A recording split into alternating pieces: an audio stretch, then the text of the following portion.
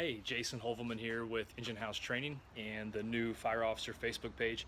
And I was asked to talk about expectations of company officers. And my list is pretty long, so I'm going to give you 5 basic principles or things to think about when giving expectations to company officers, or if you're a company officer, maybe some things you should be doing to help you and your members be proficient and effective.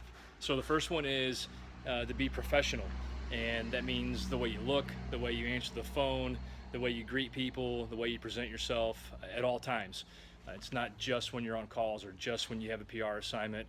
You have to prepare to be professional, which means you have to look and act that way on a regular basis, and that encompasses a lot of things. The second one is to be generous, and I expect my company officers to always be generous with not talking about money or gifts. We're talking about experience, sharing their experiences with their crews.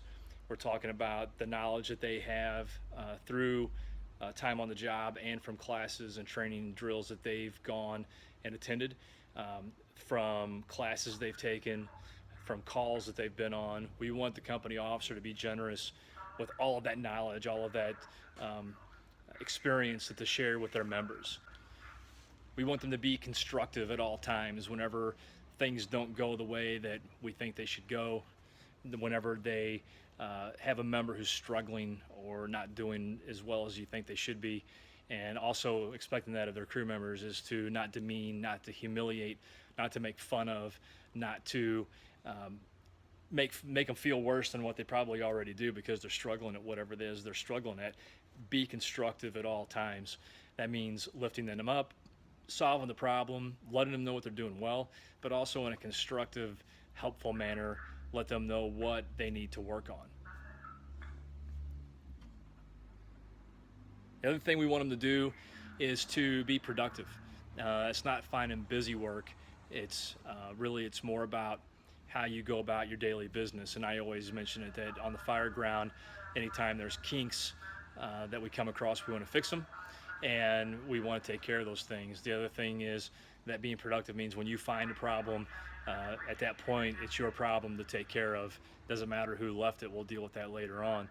But being productive means getting done what needs to get done, and a lot of times it's doing the things that nobody else will do or wants to do. That's what's going to separate you and your crew apart from the rest of them. And finally, I want them to be aggressive at all times, not just on fire calls, but on EMS calls, on rescues, on CO responses, on alarm soundings, on helping grandma for whatever it is she's calling. I want the crews to be aggressive. I want them to find and seek out opportunities for them to be able to make a difference. Don't wait for the family to come to you when you're driving down the road and you see a family walking their kids on a nice spring summer day. Pull the truck over, give a little tour right then and there. Be aggressive with everything we do, not just crossing the threshold. So if I had to give you some expectations and some things to look at, those are 5 general principles or rules that I like to pass on to my company officers. I hope they help. We'll see you soon. Take care.